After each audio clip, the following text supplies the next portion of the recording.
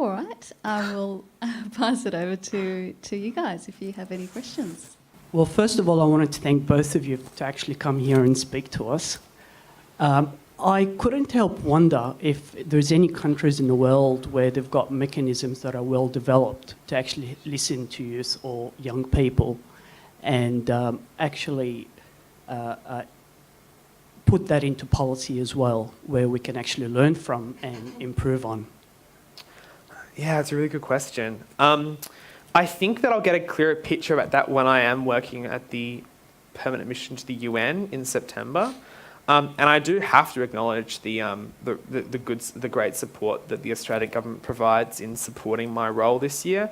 I think only about 60 countries across the world appoint or elect a youth representative or youth delegate to the United Nations. So Australia is one of those countries, and I think that's fantastic. I think the youth representative role is really important because we're able to connect young people to the UN, provide that platform for young people to have their voices heard. I think it's great that other countries are doing that, but I think it's great that we do that.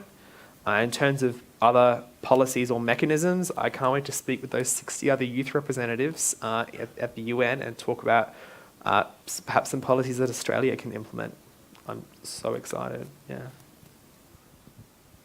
Just coming back to your comment about politicians under the age of 10, I'm a Girl Guide leader with a unit in Marrickville, and most of my girls are under the age of 10. Yeah. I feel some of them would have the leadership skills to actually carry themselves and make good policies. That's great. My question is there opportunity for you to come to like a group such as a Girl Guide unit or Scout unit and listen to a whole group of youth that are really passionate and leaders today? Definitely. The Youth Rep program has engaged with Scout leaders and Girl Guides before. Not yet in my term, but when I accompanied the 2016 Youth Representative, Chris Eigland, on his listening tour in South Australia, we spoke with 10 and 11-year-old Girl Guides in rural country towns. And probably one of the highlights of the year, that those young people were so clued in. And when Chris was giving his talk, his sort of take on things, his spiel was a bit different to mine. They were like so engaged and their eyes are like full of wonder. It was fantastic. I could definitely speak with and engage with Scouts and Girl Guides. Yeah. Basically, if there's a group of young people and we have a space, I can run a consultation. Yeah. Thank you so much for you both coming in and again speaking to us today. My question, Amos, is if there was a sort of a politician here today, or if you were a politician and you wanted to engage more with youth, what would you do practically? Another really good question. I think I might reserve my answer to that until I deliver my report back at the end of the year, because I think that to provide recommendations this early on, I think would be presumptuous of me, and I want to give the thousands of other young people I'm speaking with this year a chance to offer their perspectives, but. No, that's all I'm going to give you. Yeah.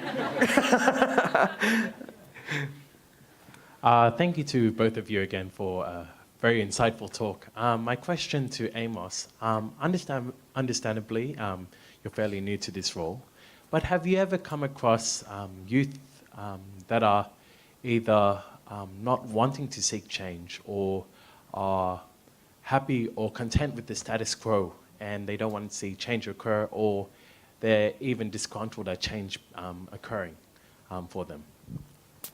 Thanks for your question. Oh yeah, for sure. Over the years, I've had young people say, life's great. And that's a good thing. I'm not going to be annoyed that a young person doesn't want change in their community. But I think it brings up an interesting point, and that point is that just because a young person wants to create change in their communities doesn't mean that they're not grateful. It doesn't mean that they are disgruntled with their life or don't realise the incredible opportunities that Australia has on offer.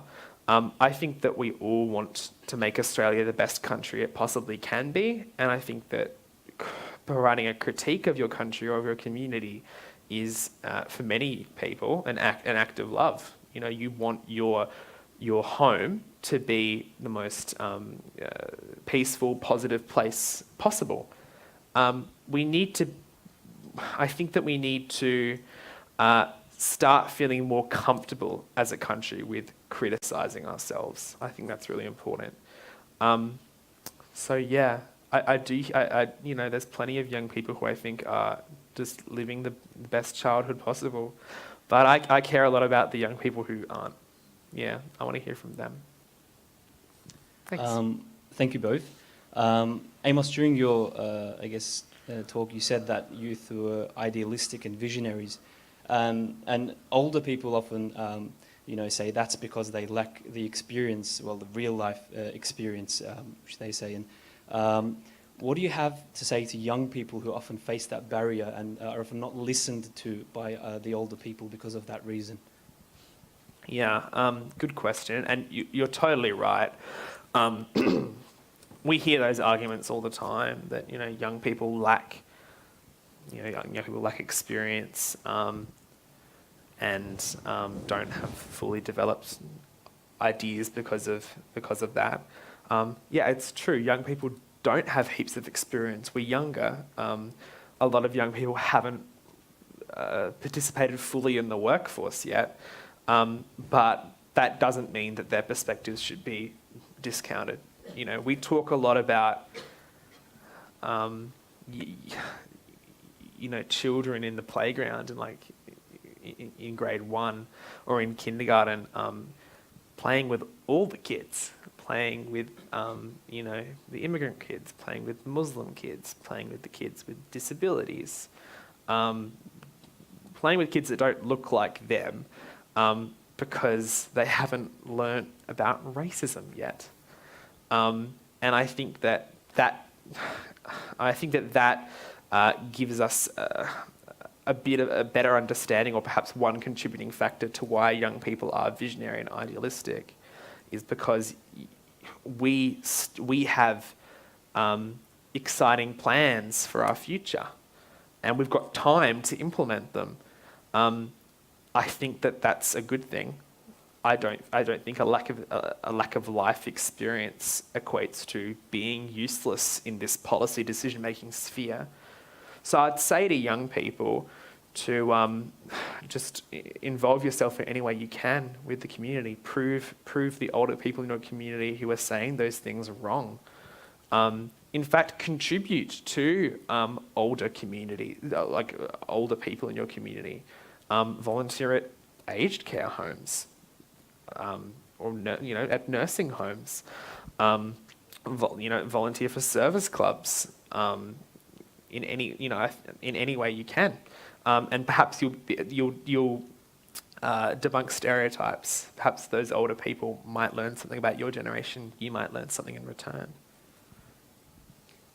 Amos, obviously, having the position you have at the moment as the UN Youth Representative, it speaks for itself in terms of your leadership qualities. Just looking at your journey, what do you think was the most important quality that you had to bring you to this position, and perhaps something that you might share with other young leaders around you as well? Well, firstly, that's really nice of you. Thank you. Compliments are hard to take sometimes. Thank you very much. I don't know. I think I'm kind of relentless, I suppose. I got involved with UN Youth's programs in high school. It's all peer-to-peer education, and I got really into that. And I was surrounded myself by people who clearly cared about the world and had plans for the world. And there are so many ways to volunteer with UN Youth and volunteer in the community. I kind of just threw myself in head first, and I didn't really stop. And now I'm the youth rep to the UN. So I think I have a passion for volunteering. Perhaps that's what it is. Yeah, but we have a youth rep every single year, and I think they'd give a different answer every year to what quality they bring. And they've all done incredible jobs, in different ways. So I think there's many answers to, which skills are useful for this job. Hey, Amos. Hey, This is kind of a question for you, Catalina. Sorry, Amos, I've spent a lot of time with you already. It's all good. Gordy's a volunteer with you in New South Wales. But so Amos and I recently did a consultation in one of the schools in Sydney, and one of the issues they brought up was the lack of representation of people of colour or like disabilities or even just women in the media, and that was really important to them. And I know you're like in the media industry, and I just wanted to know if you've heard of anything, like if you know about this, if you've heard of this issue, and if you know of any ways that that your company or whatever are doing to resolve this, or I don't know. I wasn't expecting questions, but thank you. Sorry, I don't know. It's great. I love it. It's okay. Give Amos a break. Look, the representation of women and people from diverse backgrounds in the media is a huge issue, and something I've obviously been conscious of for a long time. But I think it's becoming more of an issue. I think, as Amos said, because people want to see themselves reflected in leadership roles in the media. I think we're getting better at it. There is no, to answer your question, there is no program. Channel 10 doesn't have a program as to say we need to hire this, this and this. Maybe they should, but they don't at the moment. But I think without that, it is just happening naturally. Probably not as quickly as anyone would want, but it is happening slowly. So, for example, there are a lot more females. We need to do better in terms of females in the media executive level. There's a lot of female reporters like myself, but on the executive levels, that's usually all men. So we need to do better there. But yeah, like anything, I guess, in any industry, it takes time. So yeah, we'll get there, hopefully. Is there any other questions? Thank you guys so much for your talk. It was pretty inspiring and amazing. I think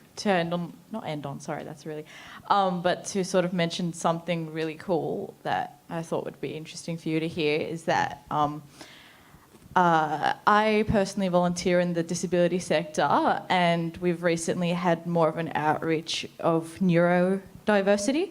So a lot of teenagers with complex autism or complex conditions coming and volunteering and having their say, especially with processes with the National Disability Insurance Scheme. So, and that's something, I don't know why I mentioned that, but that's something I was really hoping to get out there. Also, another thing, in regards to contemporary politics, it's very, very polarised. So post-Brexit, post-Trump, and I guess the most polarising thing here would be the elections and the plebiscite.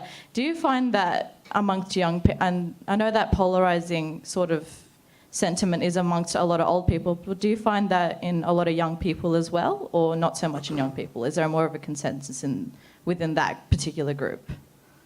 Thank you for your question, and really cool the stuff that you're doing in the disability sector. I'd love to chat with you afterwards. It is a really tough question, and I'm not going to even attempt to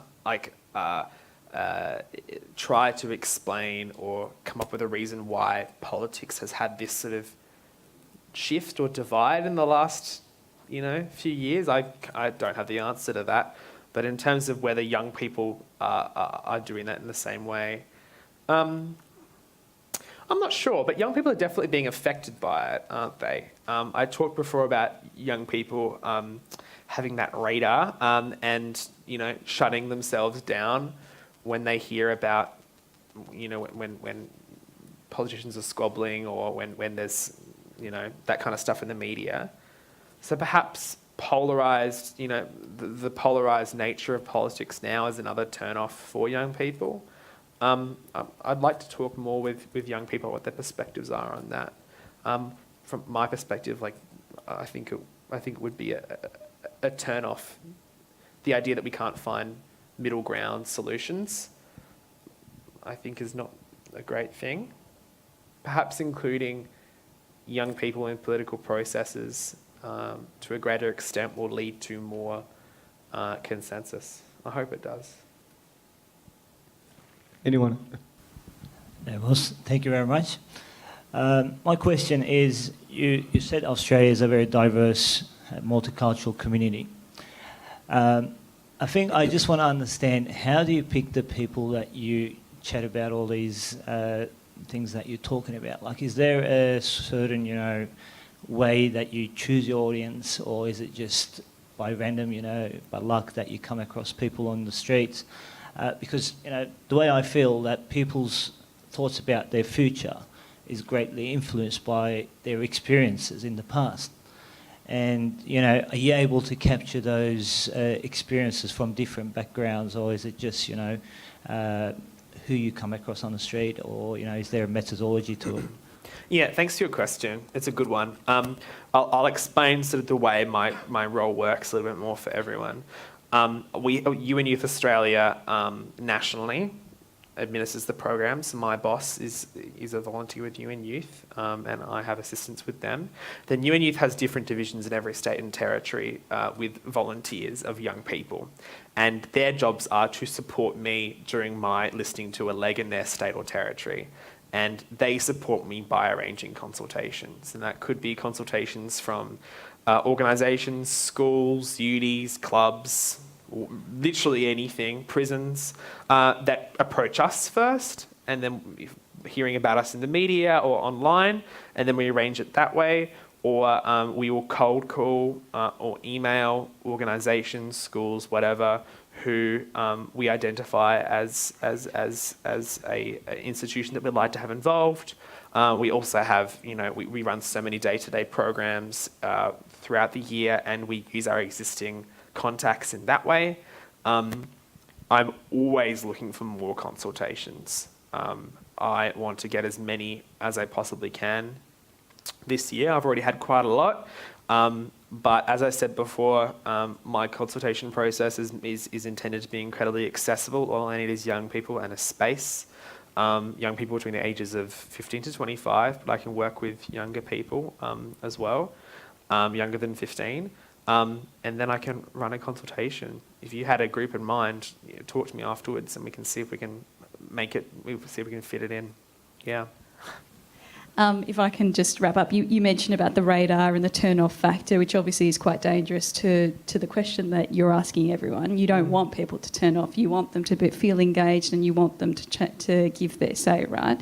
So how do you ensure that they don't get turned off and that they actually do have their say? I hope that through my consultation process, I can show to young people who feel disillusioned that they have important, unique perspectives that should be heard. If I can flick that switch in 10 young people's minds this year, like mine did when I was in high school, then I will have, succeeded in my role this year. And I hopefully, once I do that, or once we provide that in the program for some young people, then they can start talking to their friends, say, hey, have you heard about this issue? Like, you care about that. Let's figure out what we're going to do. Let's talk to our MP. Let's create this solution. Let's fundraise. Anything. If young people feel inspired by what we do, and we are able to provide that platform for them in this program, because it's about young people in Australia, this program. It's not about me. I'm just holding this role for 12 months. Then the program would have succeeded. It's a really positive note to end on, so I wish you all the best, Amos. Thank you very much. Now, before I pass the mic on to Ahmed Polat for the concluding remarks, I'd like to call on Catherine Lagua, Alumni Coordinator from the US Consulate General in Sydney, to present a small gift of appreciation to Amos.